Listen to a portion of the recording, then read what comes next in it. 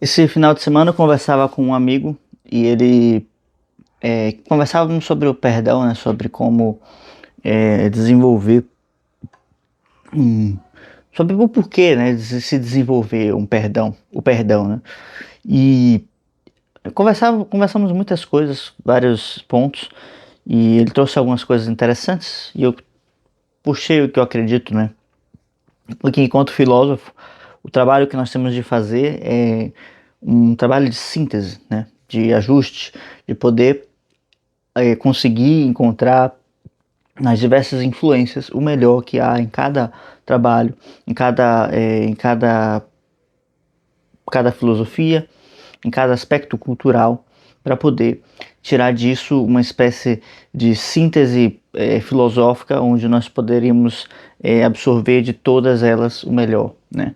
E justamente através do cristianismo eu consegui entender um pouco essa ideia do perdão e efetivamente aplicar na minha vida, né? Em momentos de dificuldade, eu sempre volto a essa ideia, volto a essa necessidade, né? Porque eu penso que o perdão, mais do que uma forma de você simplesmente falar para os outros, né, que perdoa, que ama, e que isso e que aquilo, é uma necessidade de vida para que você possa continuar evoluindo, para que você possa deixar que o tempo flua em sua vida, tá? Do contrário, o seu relógio, né, de vida ele se mantém preso a um tempo passado que não existe mais e você simplesmente está preso ali, né? Antes de colocar esse ponto, né, que é o ponto a chave da coisa, esse meu amigo ele falou que não existe perdão, existe redenção. E por um ponto sim, né? De que forma, né? Se alguém, né, se eu faço o mal para alguém, ou se outra pessoa faz o mal para alguém, etc., não sou eu que vou punir a pessoa ou vou maltratá-lo ou algo do tipo, mas a própria vida vai trazer elementos para que essa pessoa aprenda, né, com seus erros, com a sua falha, né? E disso eu não posso interferir em nada, né?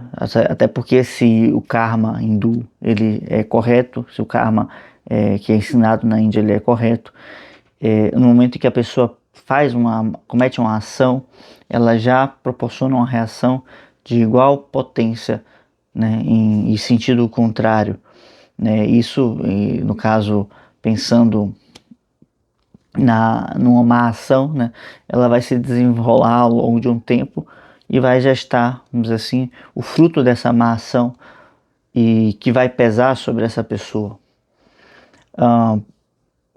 Quem sofre, né, o mal poderia atuar com justiça ao puni-lo? Talvez sim, mas isso é um ato, é uma leitura que é difícil de fazer. E geralmente a gente acaba caindo em um ciclo de vingança que é interminável, né? Mas se a pessoa conseguisse agir com justiça, né? É claro que a um certo ponto daríamos razão a ela, né? Mas voltando aqui, realmente para esses casos, para a vida em geral, a gente deve sempre olhar dessa forma, né? Não é porque eu pedi desculpas ou porque eu pedi perdão que o mal feito ele foi sanado, né? A gente precisa dar um jeito de tentar não vou dizer tentar remediar as coisas, porque tem coisas que não dão para ser remediadas, certo? E talvez a gente não possa fazer nada realmente de fato, né, sobre a situação, e isso, de certa forma, é um pouco triste, né? Mas podemos sim nos colocar de uma maneira o, que a gente possa não que os danos sejam os menores possíveis, né? E a redenção só viria na construção de uma síntese no futuro, ou seja, eu vou assimilar esses elementos da minha má ação agora e na próxima oportunidade eu não vou deixar passar, não vou errar, né? Isso, isso às vezes pode acontecer de inúmeras maneiras, né? Às vezes é uma forma como você fala com alguém, né? Com uma pessoa que é boa com um aluno que é bom, né, e aquilo não é bem processado porque você não teve o devido tato para compreender o que aconteceu, né, sobre o que é necessário naquela situação, e ela se afasta de você, você não tem mais como restaurar essa situação, essa relação, né? Mas para o próximo você vai poder melhorar nesse sentido, né? Então, claro, né, não há como, não existe perdão nesse caso, mas o perdão vem na medida que nós construímos uma ação que seja redentora. Nesse sentido, sim, precisamos pensar sempre de uma forma redentora. Eu vou agir de forma a redimir aquilo que eu já falei, né, na construção dessa jornada, e que essa ação redentora ela tem uma construção benéfica, né, porque na medida que eu vou fazendo, ela vai gerando um moto, né, uma soma, uma potenciação daquilo que é positivo, né. Porém, muitas das vezes, o que acontece não é em relação a nós mesmos, né. Ou seja, não é uma ação que nós realizamos, né? Ou seja, não é um erro nosso. E pensando nas nossas ações, a redenção sim é o melhor caminho. Mas há que também ter um auto-perdão sobre isso, né? Mas quando vem, então, no caso, algo externo sobre nós, precisamos aí, de fato, realizar essa potência, esse prodígio. Perdoar vem de perdonar, ou seja, completar o dom, né? É uma forma de... vou dizer, uma ação metafísica, né? Porque é uma ação que o universo realiza, né, diariamente para poder se reestruturar, se reordenar, se reunificar, vamos colocar assim. Então Deus atua no universo para poder reconstituir o dom, né, para poder colocar novamente as coisas, restaurar a sua condição original, né? Da mesma maneira, precisamos aprender a restaurar a condição original, nossa condição original. É claro que, se a gente for pensar nesse sentido, a gente vai extrapolar esse pensamento até chegar na metafísica, né? Mas trazendo as coisas mais para perto, né? Quando alguém, né, geralmente alguém que é importante para nós, nos fere em alguma medida, aquilo nos destrói, né? Nos amassa, né? E justamente essa sensação de impotência, principalmente, essa sensação de ser traído, né? Essa sensação de que a vida foi injusta, é muito dolorosa e faz com que a gente fique presa nesse momento, nesse fato que aconteceu, né? Às vezes um fato muito rápido, né?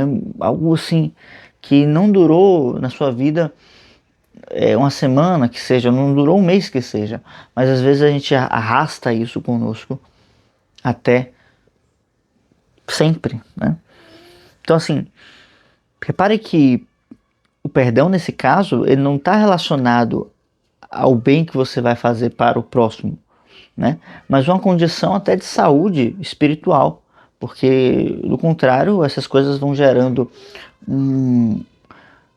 uma reação em cadeia de tristeza, de desânimo, de desconfiança, de falta de acreditar em si mesmo, né? Ou seja, de falta de confiar naquilo que a gente pode fazer de bom.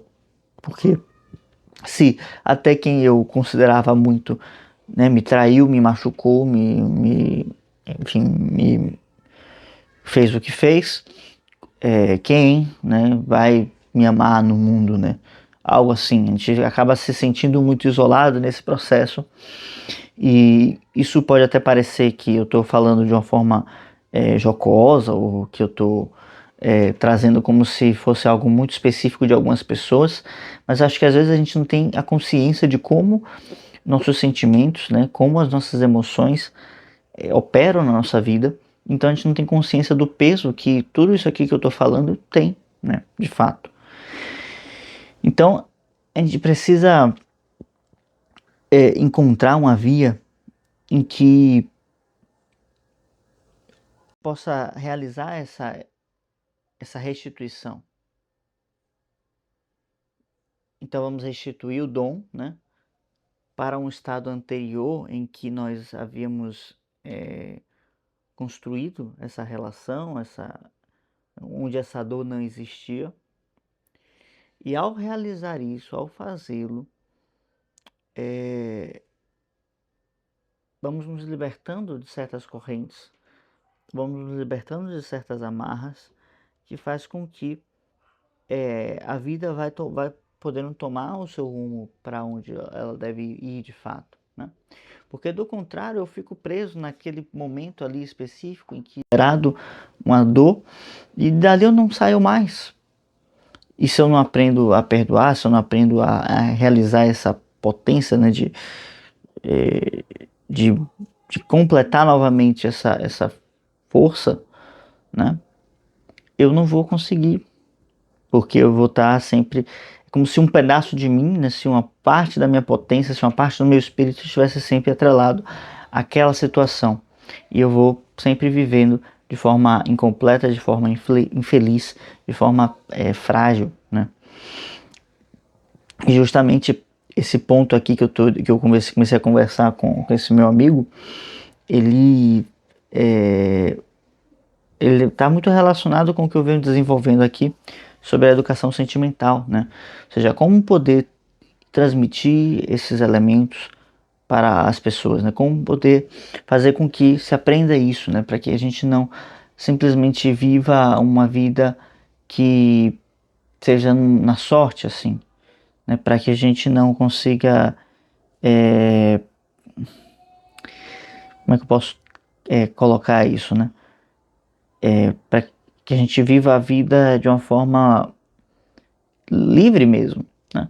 Então, o perdão é um aspecto que nos garante liberdade, né? Liberdade sobre a situação que nos aconteceu, liberdade sobre aquela pessoa que por alguma aventura nos fez mal, né? E liberdade até sobre as nossas próprias ações, porque vamos sim cometer erros, né? Eu falei da redenção no começo, né? Mas se não há esse perdão sobre os nossos próprios erros, sobre as nossas próprias limitações, eu não consigo atuar de forma redentora, porque eu novamente vou estar preso naquela situação, e por mais que eu consiga mudar o elemento externo, eu não consigo mudar o elemento interior.